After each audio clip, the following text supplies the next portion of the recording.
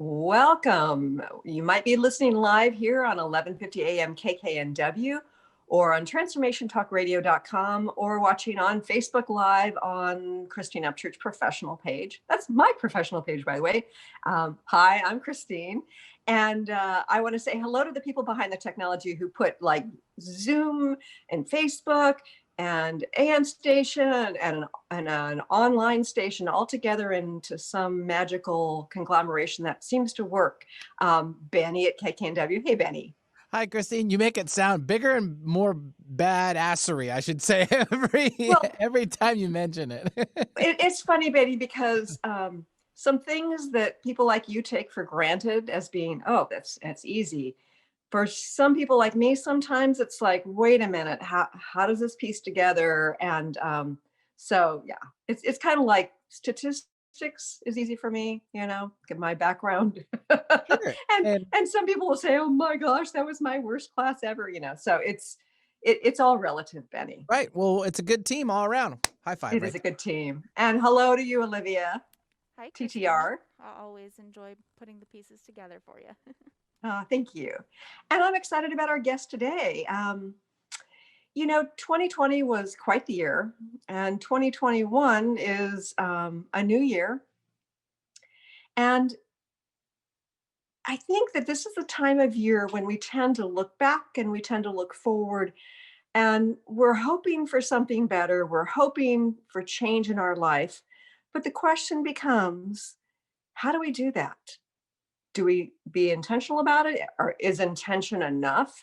Our guest today is going to help answer that. Her name is Cyndi Dale, and she's considered to be a teacher of teachers. She's an internationally renowned author, speaker, intuitive energy healer, so right up my alley that way as well. She's a professor of energy medicine, author of 27 books about energy medicine, intuition, and spirituality. She's worked with over 70,000 clients worldwide, and she's traveled the world teaching her work. And her latest book, I'm excited to share with you. It is called Energy Healing for Trauma, Stress, and Chronic Illness. This is her book here. And I think that from my sense of it, 2021 is a year for releasing trauma. And I'm grateful to have her here in January. I'd like to welcome our guest today, Cyndi Dale. Hi, Cyndi. Hi, I'm very glad to be here. At least I know how to write a book, but I can't measure anybody in terms of tech and statistics. So I can talk about trauma, but not statistics or tech. So you do have an absolutely fantastic team. And it's funny because it's, I'm a former research statistician who changed my direction after I healed myself of cancer, right? So I went into healing and consciousness and all that. And yet, you can take the gal away from statistics, but you can't take statistics out of the gal. Well, I think that's a good thing. And I think for all of us, when we look back, which is, and you notice that that's kind of the time of year that we look backward, we look forward. So when we do that look back, we can see, sort of the pathways that have led to here, that there's been, footsteps.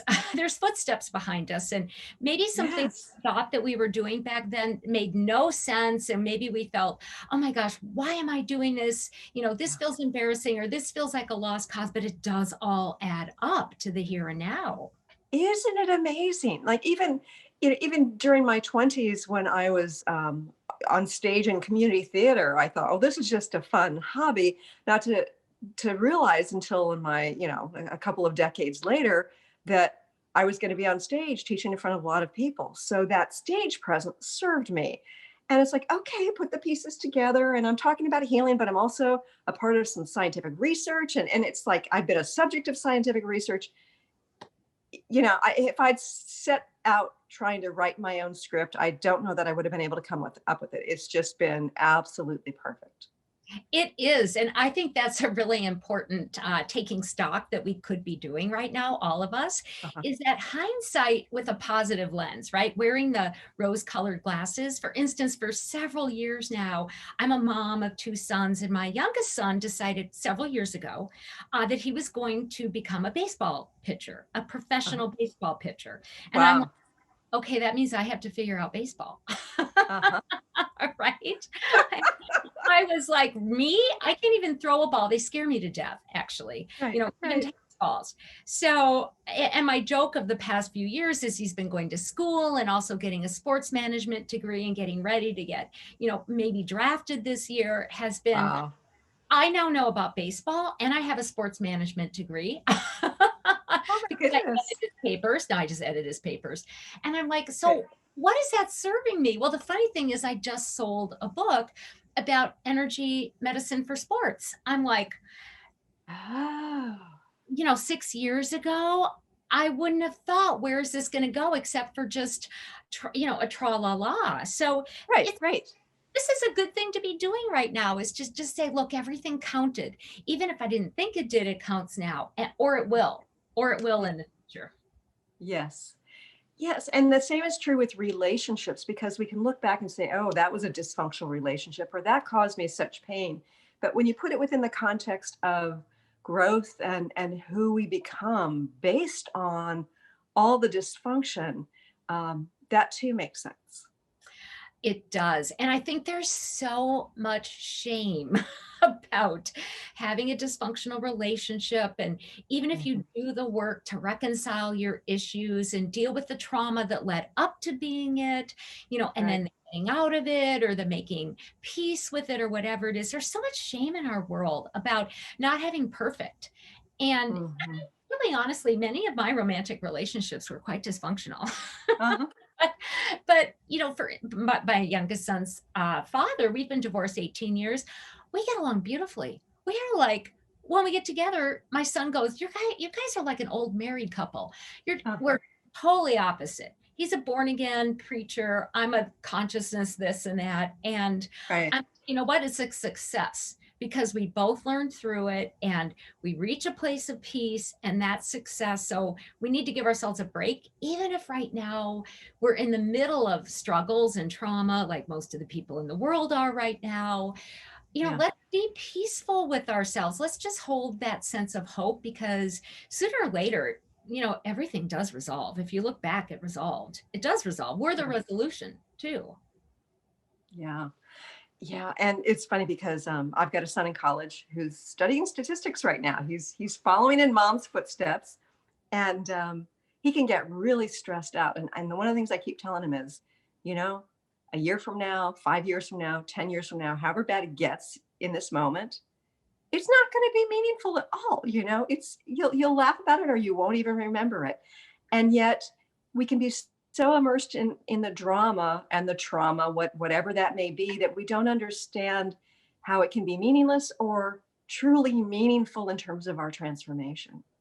Right. So we have to trust, we have to have some Yeah. faith in Yes. whatever it is we call higher power and the path and destiny, without blaming ourselves. You know, I Yes. got trained in the new age, you know, several decades ago, also Uh-huh. with shamans and healers in other countries. And what I found in those more indigenous populations is it didn't have the deep shaming that some of the new age did, which is, well, you picked your parents, so it's your fault if they hurt you. Right. Like, really? I was two. Uh-huh. or Yeah. or you know, this sense that if we don't do it right, get it right, figure it all out or whatever, like our soul's choosing it all. Maybe Mhm. at some level we choose, you know, a lot, but in the human level, in this human experience, we're all really truly doing the best we can, and we're just going to keep Mhm. doing better. So I think that's the attitude that's going to help us set up a really different 2021. You know, the Mhm. old, okay, the butterfly doesn't have to fly right after it gets out of the cocoon. And we're Right. still in our cocoons, by the way. Uh-huh. Right? We might have a wing poking out, but Yeah. but we're a product of the world. I mean, we live in this world, and a lot of us are still wearing masks and cocooning and going, what's my next stage? So I think patience is a big word moving forward too. Yeah. Okay. So I know that you go into great detail about the energetics, but from a high level perspective, before we get into those details, what's important for people to choose? First of all, why is it important for people to choose? And secondly, is choosing enough for choosing something new in our life that we'd like to manifest? All right, choosing's not enough. Okay, so high level perspective. Let's just even talk about the virus without talking about the virus. Okay, so Right. here's this disease that doesn't care what the territory lines are on the map. It's like, I don't care. There goes China, there goes Hong Kong, there goes the United States. So I'm up in Alaska, whatever it is. So that's the way we work, and that's the way the world works, and that's what we're learning. I hope we're learning, that there's this sort of endless, boundless movement of energy, and we can talk about energy, like you said, in a few minutes. But energy moves. It might be helpful for us, harmful for us, neutral for us, but it moves around, and we're part of that package in that process. But ultimately, we have to gain the self-esteem to say, but I can choose what to let in, what not to let in, how to respond to it, how not to respond to it, what I'm going to do with it or not. But, making a choice in the head is not enough, because we have big bodies. They don't just have heads. We have feet. We have to act also. Right. So choosing an action and acting consciously while we're acting, to me, is part of the formula for moving our lives forward while we're helping the world to move forward as well. Yeah. And I think that an important piece of our consciousness as we move forward is discerning the information that's coming in and either choosing to let it in, ignore it, process it, and being very careful, conscious how we process it. Because right now, I mean, for the past year, it's been fear, fear, fear, fear, fear, fear, fear. And I had to turn off the news eventually because it got to be ridiculous. It's like, why should I do this to my immune system? Why should I do this to my life? And yet there are people who are glued to their TVs, 24/7, so to speak, and ingesting that fear. How do people navigate sort of the psychologically and emotionally so that they can become sort of in alignment with moving forward in a conscious way? Oh, that's a great question. Well, I think it helps to recognize that 99% of our self, our body, an object of a television or anything is empty space. It's called empty space. It's not. It's like, it's subtle energy. It's the stuff that makes up the world, that acts like a lattice work, that organizes the physical world. And that, even if we can't control what's on the news, we can decide to turn it on or not. And even if we can't control what groups of people think. I call that the herd mentality. Like, group, and they're broadcasting this type of fear, and this group is a contrasting fear. So we're just we're like these little radars with all these different viewpoints and ideas and shoulds coming at us. And if you think about being mainly subtle energies, or this empty energy that sort of goes everywhere at once, it's it's quantum physics kind of stuff. We could get more nervous because we could go, well, then anything can come in.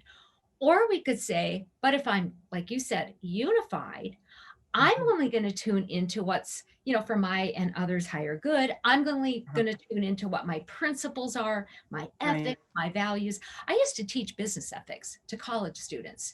And it was interesting because these are college kids, and they're sort of like, hey, I'm going to go out drinking, and, I just want to get a good paying job. And they started to perceive in the course of the 6 months of this program that I helped kind of hold, that everything flowed from their ethics. That if they held this principle, that determined sort of the type of job that they got or what they would do with their time. So it's higher order thinking. But if we say what's really important to me is XYZ, that establishes boundaries. That helps you decide what shows to turn on or not. And you know what? I read trashy novels. I think they're great. I love thrillers. I want to have the world saved by the time I'm done with the book. Right. So, I am not this perfectionist person. I'm totally okay with milk chocolate, not dark chocolate. But you know what? But it's sort of like I have I like to run sort of joyous principles too. Not everything's about being a nun or a this or a that. So Uh-huh. be who you are as you work through what your principles are, and let them have a little zip and spice in them too. Sure. Yeah. And I really do believe that whatever we can do that can align us with the here and now, um, whether it's going out into nature, whether it's reading trashy novels or watching, a movie that's just totally absurd and hilarious, or finding something that brings us to tears so that we can process things. That all that brings us into the now, and that's a very powerful place to be. Yeah, it's one of the reasons I like movies, because whatever I'm not letting myself feel in my everyday, it comes Yeah. out and I can know that it's there. You know, the Japanese have even coined the phrase now, forest bathing, because trees Uh-huh. give off these certain kind of ions, and so does water, and it helps your energy field and helps you feel more whole and be intuitive. And it's like, you know what? Isn't that just like walking outside? I can do that. I don't have to have a special outfit. You know, I don't have to have a forest bathing outfit, whatever that would look like. You know, to just I get outside every morning at 4:30. I put my dogs in the car. I go to the park. There's often the same dog park guy there with his dog. Uh-huh. Great way to start my day. Great way. So I wouldn't recommend that for everybody. Do it Yeah, at 4:30 in the morning. No, yeah, that doesn't sound good. But do your style, but yes. do those pieces. Get outside, like the food you're eating, make sure most of it's healthy. You know, they're even showing that a lot of the COVID response, like a lot of people's immune reactions, of course, 80% of your immune system's in your gut. Depends on if you Uh-huh. have a healthy gut. So Right. these are the action pieces that Okay. we make sense of. Mhm. Okay. So let's talk a little bit about trauma, because I think that trauma is one of those things that keeps people stuck, whether we're talking about manifesting a deep, meaningful romantic relationship, or manifesting a new kind of career, or being successful in the career of your choice. What is it energetically about trauma that keeps us stuck? Well, from a very simple point of view, I like to define terms. Trauma is stress or stressors that we don't release. They're just stuck in there, and we're stuck Uh-huh. in. And when you get stuck in a stressor, whether it be environmental or physical or psychological or even digital, oh my gosh, you know, the trouble with triple emails, like a million emails, you know, Yes. right? You know, and trauma can be from when you don't get what you need too. So we're Yes. missing something really vital, especially when we were little, we missed something really vital. Those are stressors. And if we have nobody or no place with which to process them, to feel our feelings, to maybe get to the doctor, or to make, you know, help get our lives better, literally on the subtle and physical energy level. So physical is measurable, subtle is all this invisible stuff. Mhm. We get stuck, our system gets stuck.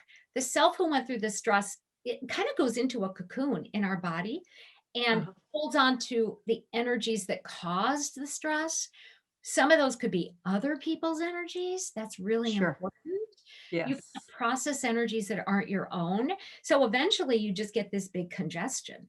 And maybe that creates a physical tumor. Maybe it creates emotional reactions. Maybe it Mhm. creates a fear of making money. I mean, pretty much everything that's not working comes from trauma, which is stuck energy. Yeah. And in terms of stuck energy, the way I always teach people about it is it's it's almost like if you think of our pathways, our energetic pathways in our body as pipe system. If you have a clog in a pipe, then the energy either can't move through it or has to choose other pathways to get around it. And that's dysfunction in the system. And in order to have the energy flowing through you for vibrancy, for psychological ease, you need to clear the clog. You have to clear the clog. It's like what happens in our cardiovascular system, right? Or in the brain or in your neurology. If you got a clog, maybe your leg's not going to work or you're going to get neuropathy. And we have other Mhm. systems, you know, beyond the physical system. You know, there's Uh-huh. meridians, there's chakras, there's auric fields. They're very, very similar to everything we have physically. We have physical channels, we have physical organs, we have physically measurable, light and sound waves coming off of us. So the physical and this, what we call the subtle these days, I used to call it the psychic when I got trained, right? They work very much the same. But if you can't make headway in the physical, you're going to probably have to go into the subtle, because those clogs often come first. Yes. And I think that's really important. Now, one of the things that you talk about, you talk about chakras, and instead of the usual 7, you go beyond the usual 7. Can you just share with our listeners quickly what those, I think you go up to 12 at some point in your book, what the 12 chakras that you talk about are? I do. I make it more complicated, but it's because when I was a kid, I could see chakras. I was white, Wonder Bread, Lutheran, Norwegian. Nobody called them chakras. To me, they were just balls of color, and everybody had the same balls of color. So I saw 5 beyond the 7 that most of us, like in yoga and whatever, are familiar with. So those top 5, which I've worked with a lot, are really helpful to know about. So we've got the normal 7, go a little bit out of the body up there, and in the thymus is 8. That's your mystical chakra. So that holds the part of you that can travel across time and space. Above that, we have a 9th chakra. That's the one that holds codes that can help you body, mind, and soul be healthy. It's gold. It's beautiful. I love working with it because you bring those codes in, you can start to get better. Then we reverse and we go down under the feet. I just call it, very boringly, I call the one about 1.5 feet under the ground the 10th chakra. Other systems call it the earth chakra or whatever. It connects to your ancestry, to the environment. It actually holds energies that program, guess what, your bone marrow and your DNA. Big one to work with. Your 11th is sort of around your hands and feet, and it's in your energy field. That one's sort of old-fashioned. That's the one that the shamans now, and especially in old days, would use to like change the weather or command forces. Pretty fun if you could get that one going.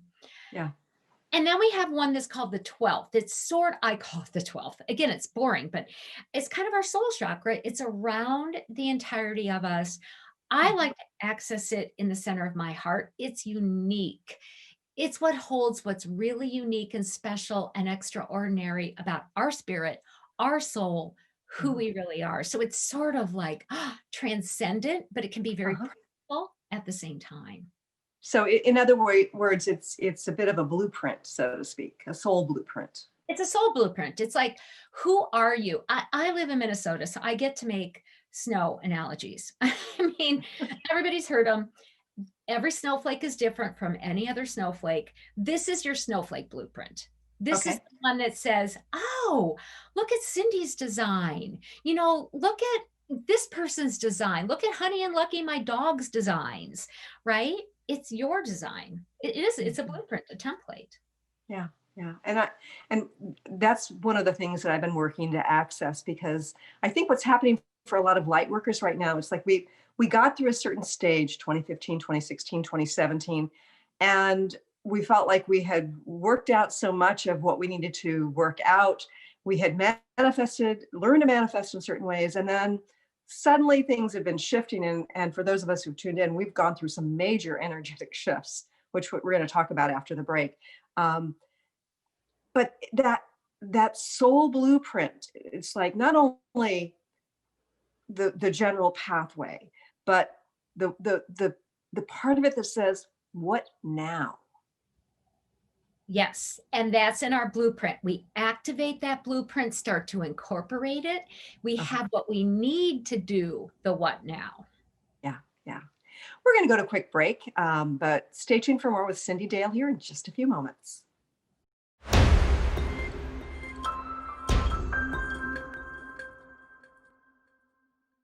Welcome back to the Christine Upchurch Show here on 1150 AM KKNW. Boy, can't talk in live radio.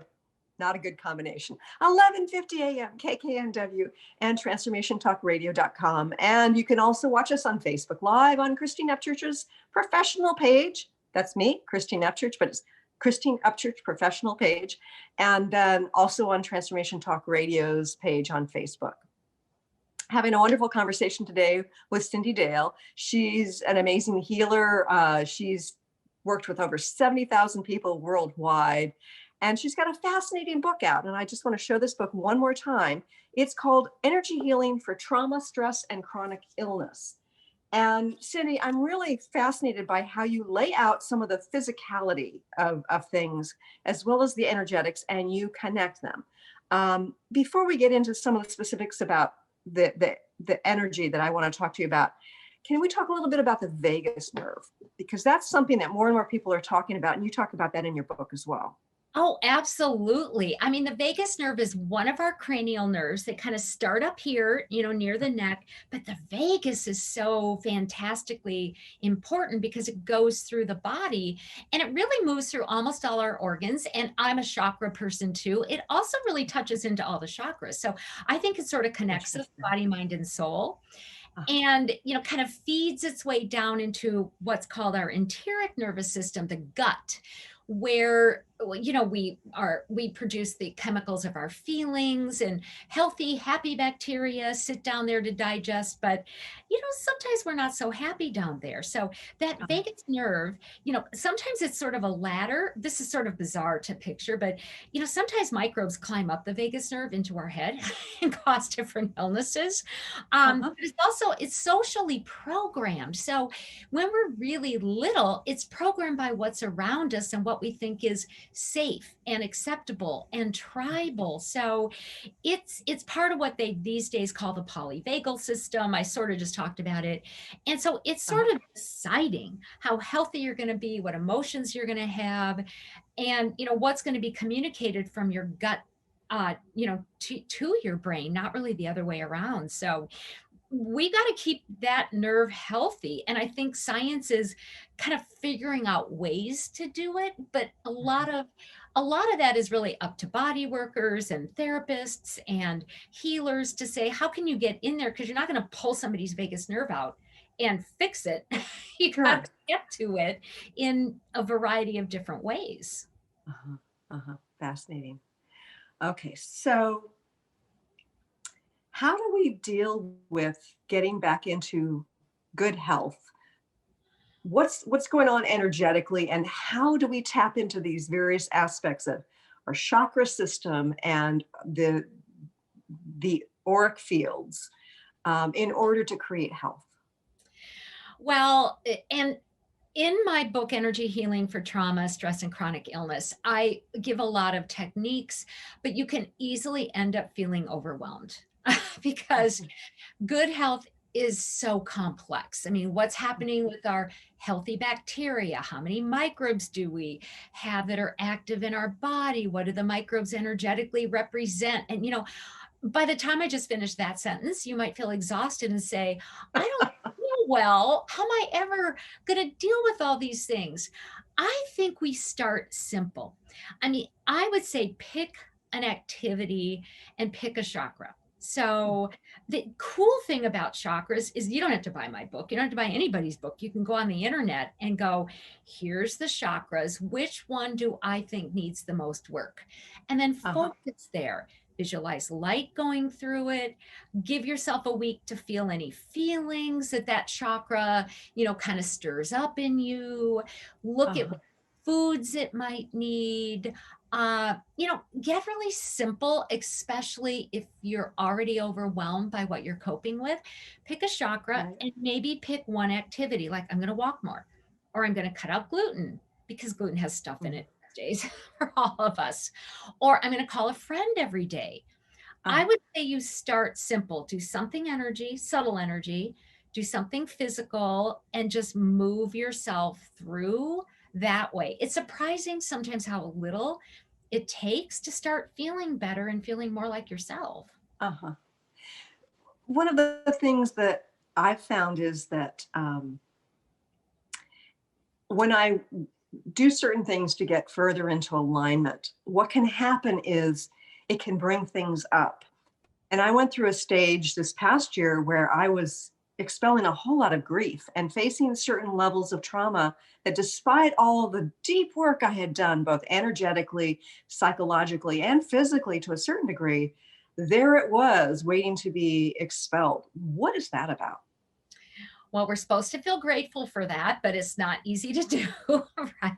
Yeah. Well, there's layers and layers of stress and trauma. And so when something happens in the external world that triggers a place that we haven't touched for a long time, or a part of us that's really been hidden, it could be this life, really young usually, or a past life, or we might even trigger something that happened with our ancestors. And that starts to come up and take control. You know, when we went into lockdown in Marchish of 2020, I was on the toilet paper brigade just like everybody else. I was like a fanatic. I was driving around looking for toilet paper. I had toilet paper. My mom grew up in the Depression. She raised me to always have toilet paper, right? So I was already doing the right thing. And I stopped after a few days and I thought, Cyndi, you're in trauma. Now, what's your trauma? What's not your trauma? And I went into a deeper level of trauma around experiences with my mom, right? And I felt them my way through. And I also knew I was feeling ancestors' trauma from the Depression or really tough times over in Norway.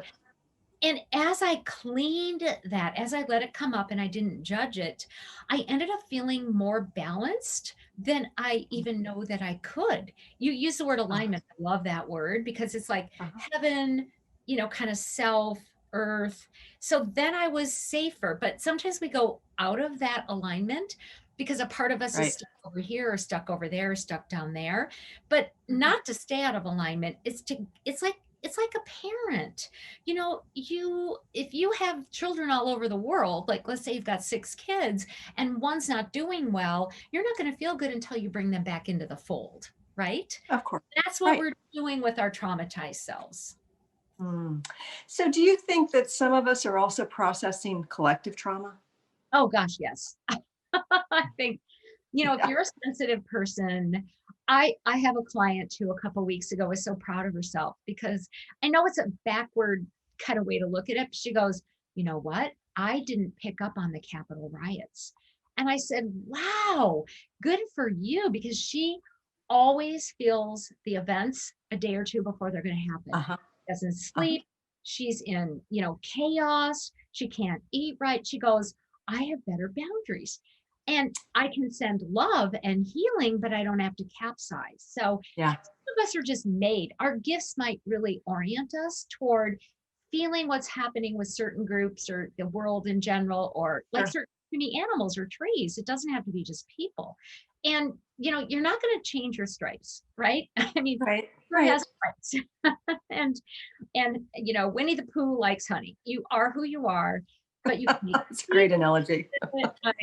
I know.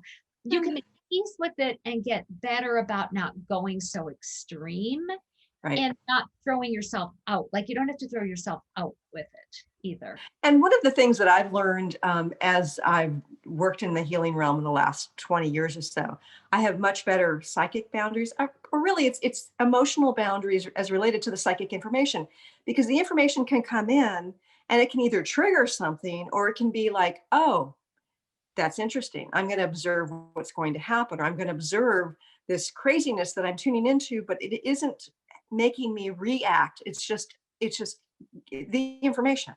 It's just data. And a lot of times in physics, they call that the observer phenomenon.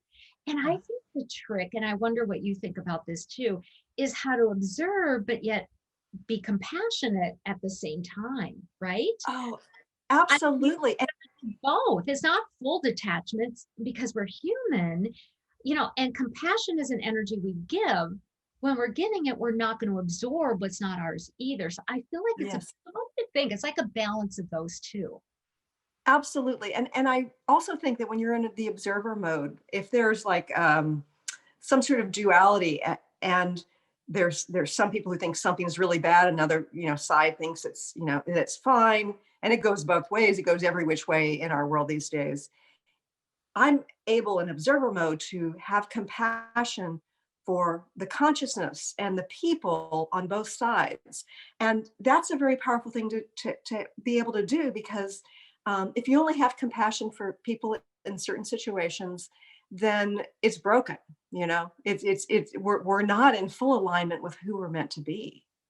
That's such an important point. Earlier today, I worked with a client whose political views are different than mine, Uh-huh. but I understood him. I could sense it and feel it, and he made a lot of logical sense where he's coming from. High ethics, lots of integrity, and I could Uh-huh. tell, okay, where we meet, there's more common ground than not. And I feel like we're trying to get there. It can be tough when we feel like something's really wrong. Sometimes there's things that really right, from my human perspective, are wrong, murdering somebody, but then Sure. right, I mean, or abusing a child. Uh-huh. But we're still called for compassion, even with the boundaries. Like, you can't Right. do this, but I can be compassionate for what's underneath your behavior. So we're called to have boundaries and compassion at the same time. We have to make our own decisions ultimately. Yeah, absolutely. One of the things that I'm curious about, and that's sort of tangential from your book, is I know that people can be presented with information. Now, so from a research statistician, I did deep dives into a lot of the data out there about, SARS-CoV-2 and previous coronaviruses, and the approaches to try to control these things over the years, and what was done over the last year. And it's like, wait a minute, there's information that's not in alignment here with what we're hearing. And if I presented that information to people, it would be like blinders, can't see, can't hear. What is it energetically when people have cognitive dissonance, when they see something, they get exposed to something, and they can't basically process the information? I agree with you. I've been seeing it. I mean, I hardly post hardly anything about these matters now on my Facebook, because sometimes I go, wait a minute, there's a logic here. We can work logically. We should Uh-huh. look at information too. I mean, half that book we've been talking about is biological research.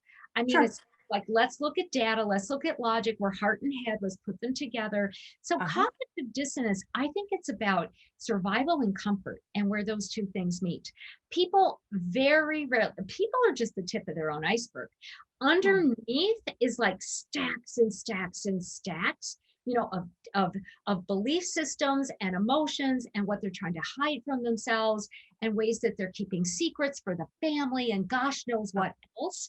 And so Right. sometimes when you give information, it goes to the bottom of those stacks. I almost see it like tip of the iceberg, and there's all these books underneath. And you can Uh-huh. give people data, and it's like going to resonate with the book at the bottom of the stack. And they're going, no, no, no. If I agree with your data or if I listen to it, you're pulling Uh-huh. out a book that's going to topple Yes. everything. And we don't like being Right. toppled.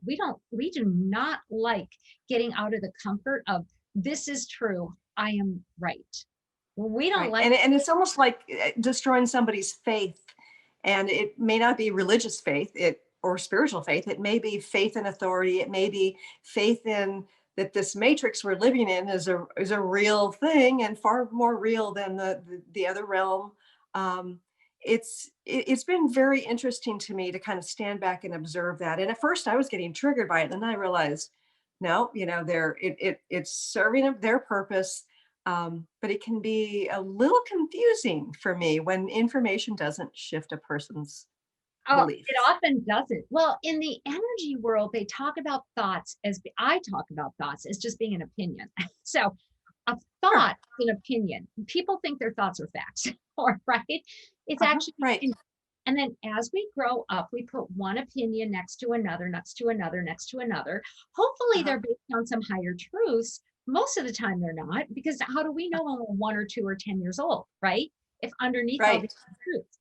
Now we've got what's called a thought form. It looks like a pearl necklace. And then they're all strung together. And then thought forms make these sort of matrix patterns or nets. And then those make paradigms. So it's very hard for people to go, oh my God, that one piece of data you're giving might actually be a fact, not an opinion, but it Uh-huh. undoes my paradigm.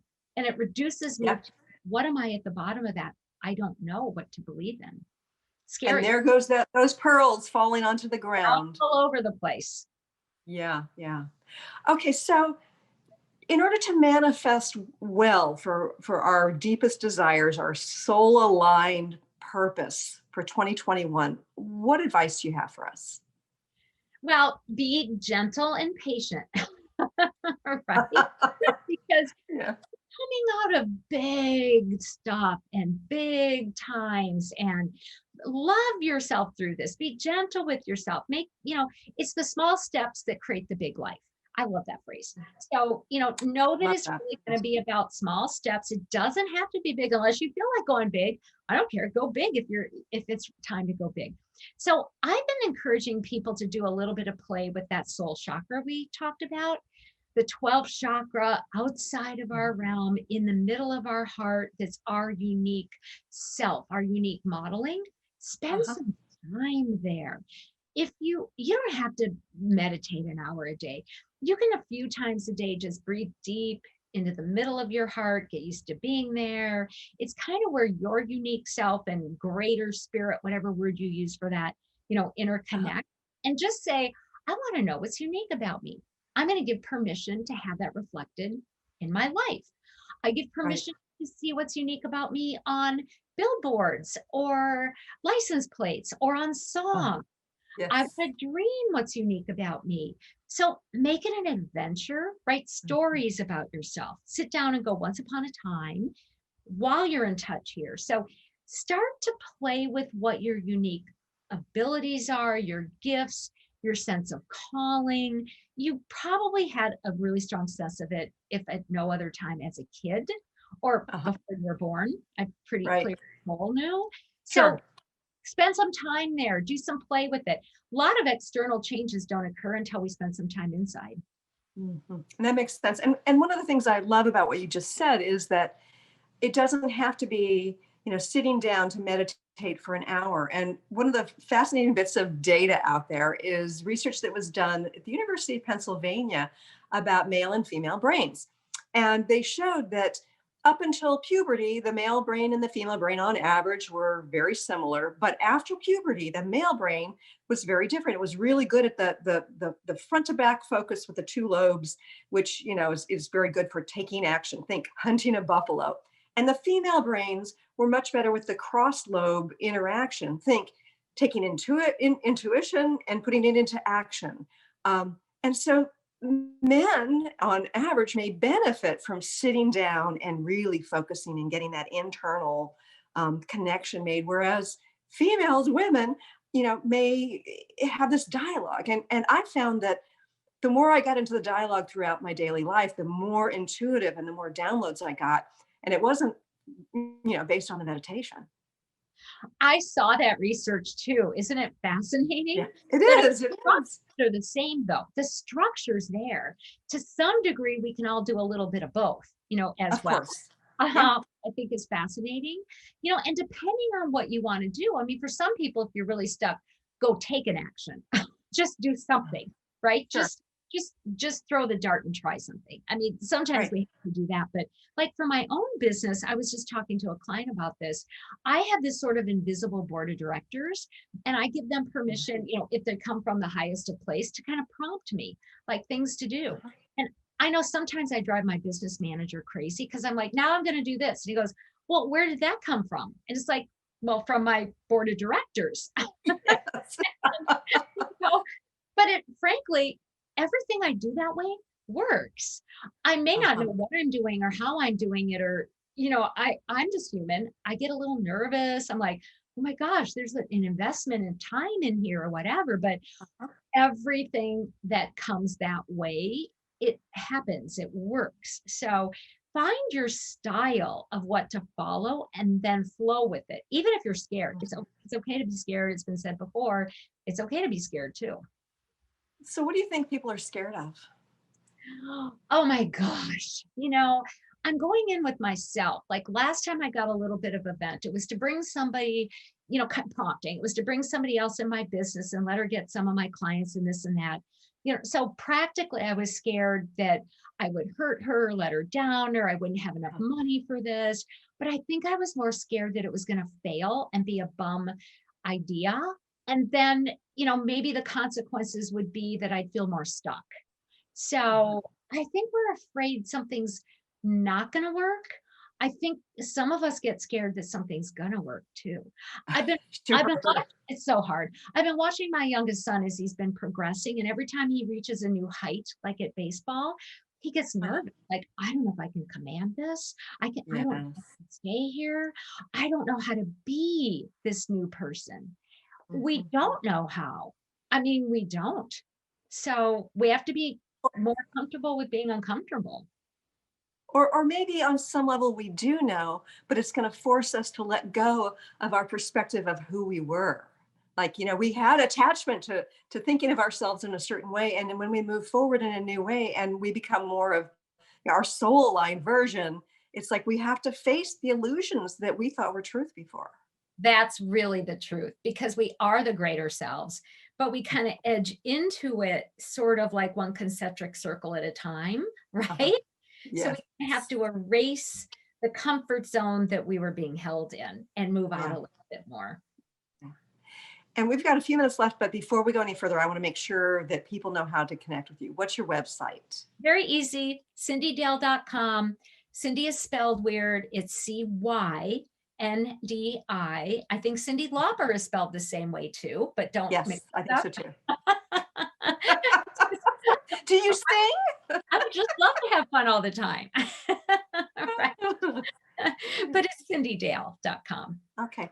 And so are you still offering workshops these days, given that? Ooh, yeah, I've been on Zoom for a few years. So I'm sort of like, I'm already cool with the sweatpants look good from the waist up, sort of a lifestyle.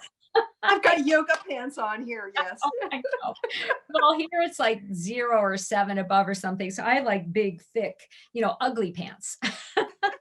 So yeah, I have an apprenticeship program coming up. I've been doing some teaching with the Shift Network.